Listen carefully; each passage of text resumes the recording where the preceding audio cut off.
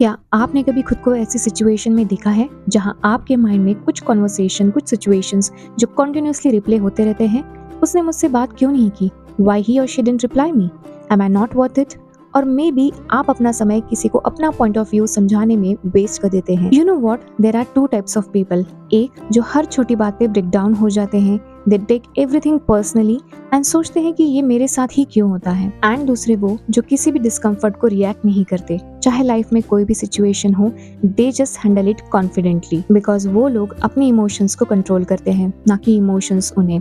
वो अपनी mental strength पे भी काम करते हैं to deal with the people around them और एनी सिचुएशन। अगर आप भी कभी mentally unbreakable and discomfort feel करते हैं due to the people around you और situation, so in today's video मैं आपके साथ एक सिंपल आइडिया शेयर करने वाली हूँ, that is react to nothing, just let them. So there are 5 techniques जो आपकी एनर्जी सेव करने के लिए, आपको मेंटली स्ट्रांग बनाने के लिए, आपको ओवर थिंकिंग से दूर रखने के लिए एक्चुअली में हेल्प कर सकती हैं। So the first technique is take responsibility. हम में से बहुत सारे लोग ऑलरेडी एग्जॉस्टेड है because life is too hard, it's not easy, trust me. Because हम कॉन्स्टेंटली कुछ चीजों को कंट्रोल करने की कोशिश करते हैं। अगर हमें अपनी लाइफ में कोई डिसीजन लेना है या फिर कोई काम करना है, तो हम सोचते हैं कि क्या ये लोग मुझे सपोर्ट करेंगे, क्या ये मुझे जज करेंगे, क्या ये मुझसे बात करेंगे इसके बाद। एंड देन स्लोली हम लोगों के अकॉर्डिंग बिहेव करना स्टार्ट करते हैं because we don't want to lose our people. And then without realising हम अपनी लाइफ का कंट्रोल किसी और के हाथ में दे देते हैं। एक rejection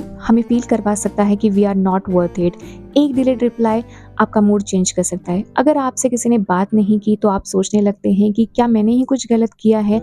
M I not that good person? So react to nothing and let them. So take a pause and instead of blaming yourself, आप अपने आप से कुछ सवाल पूछ सकते हैं, जैसे कि what can I do next, what can I do to change this situation, why am I giving priority to this person जिसे मेरी वैल्यू ही नहीं पता। बिकॉज द मोमेंट जब आप अपने रिएक्शंस की एंड चॉइसेस की ओनरशिप लेते हैं, आप ज्यादा स्ट्रॉन्गर फील करते हैं एंड आप अपने इमोशंस का कंट्रोल लेना भी सीखते हैं। So just stop reacting to everything and take responsibility. Second, don't waste your energy. आप अपना वैल्यूएबल टाइम एंड एनर्जी, अपना पॉइंट ऑफ व्यू या फिर अपनी वैल्यू ऐसे लोगों के सामने प्रूव करने में वेस्ट मत कीजिए जिन लोगों को आपकी वैल्यू समझने की कोशिश ही नहीं करनी, but they just want to जज यू। फॉर एग्जाम्पल कि कभी किसी ने आप पे कोई निगेटिव कमेंट कर दी तो आप घंटों वेस्ट कर देते हैं उस चीज को सोचने में। देन यू थिंक कि उसने मुझसे ऐसा क्यों कहा, आप उसी चीज को बार बार रिवाइंड करते रहते हैं and then you just try to explain yourself something and then you start creating your own stories and conversations in mind कि जो कभी हुए ही नहीं। And by the end of the day you will be emotionally exhausted because simply you just can't control people. वो अगर आपको misunderstand करते हैं, let them. वो आपको जज करते हैं, let them. वो आपकी वैल्यू नहीं समझते, so just let them. So what can you control? आप कंट्रोल कर सकते हो कि उन लोगों की किसी भी बात पे रिएक्ट करना है या नहीं, उन लोगों की किसी भी चीज पे रिस्पॉन्ड करना है या नहीं।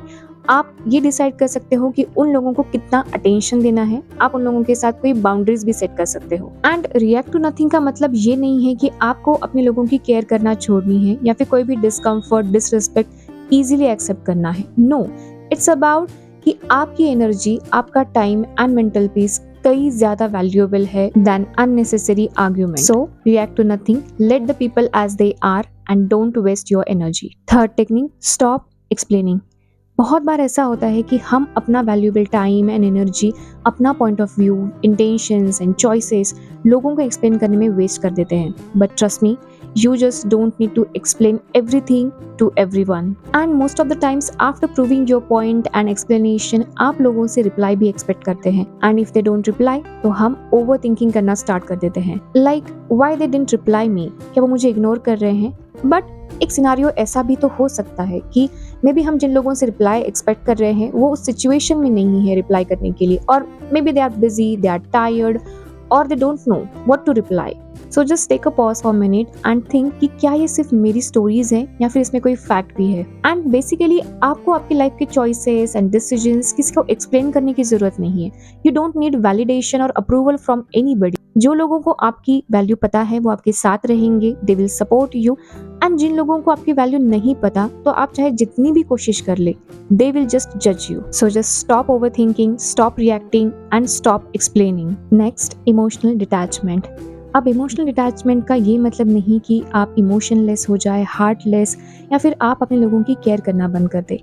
इट्स अबाउट कि आपको किसी भी इमोशन पे इमीडिएटली रिएक्ट करने की जरूरत नहीं है। Still you can get angry, sad, आप कभी डिसअपॉइंट भी हो सकते हो, बट किसी भी इमोशन की वजह से you should not feel distracted या फिर आपकी मेंटल स्ट्रेंथ उसकी वजह से डाउन नहीं होनी चाहिए। And just stop taking everything personally. किसी का मूड, किसी के ओपिनियन, लोगों का behaviour, it's not always about you. So before reacting just stop, take a pause and think कि क्या ये सच में मेरे बारे में है और I am just creating my own stories. And किसी और का बिहेवियर आपकी इमोशनल रिस्पॉन्सिबिलिटी नहीं है। इफ समवन इज अपसेट तो आपको इमीडिएटली जाके उसे फिक्स करने की जरूरत नहीं है। इफ समवन मिसअंडरस्टैंड्स यू, आपको इमीडिएटली उन्हें कन्विंस करने की जरूरत नहीं है।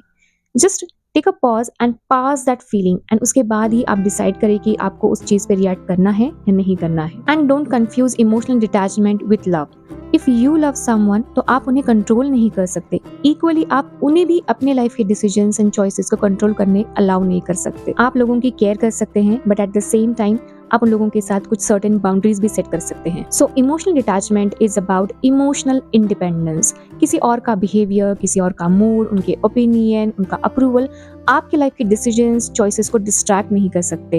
एंड उनके डिसीजंस एंड उनका मूड ये डिसाइड नहीं कर सकता कि आपका दिन अच्छा होगा या बुरा। So be emotionally independent. And last, surround yourself with right people. Obviously we need our people जो हमारी वैल्यू को समझे, हमें जज ना करे, हमें सपोर्ट करे। ऐसे लोग जिनसे हम बात कर सके, कोई एडवाइस ले सके, ऐसे लोग जो हमें जज ना करे। They could be your parents, friends, या फिर इस दुनिया में कोई भी हो सकता है। But at the end of the day decision आपका होना चाहिए, बिकॉज उसके बाद आपकी लाइफ में जो भी सिचुएशन आए उसकी रिस्पॉन्सिबिलिटी कंप्लीटली आपकी होगी। एंड आप ये रिग्रेट नहीं करोगे कि किसी और की वजह से मेरी लाइफ में ये सिचुएशन है। So have good right people in your life. And that's the end of the video. And I would like to know कि आप कौन सा वे यूज करते हो लोगों की किसी भी बात पे रिएक्ट ना करने के लिए। I hope you like this video. Please like, share and subscribe, and thanks for watching.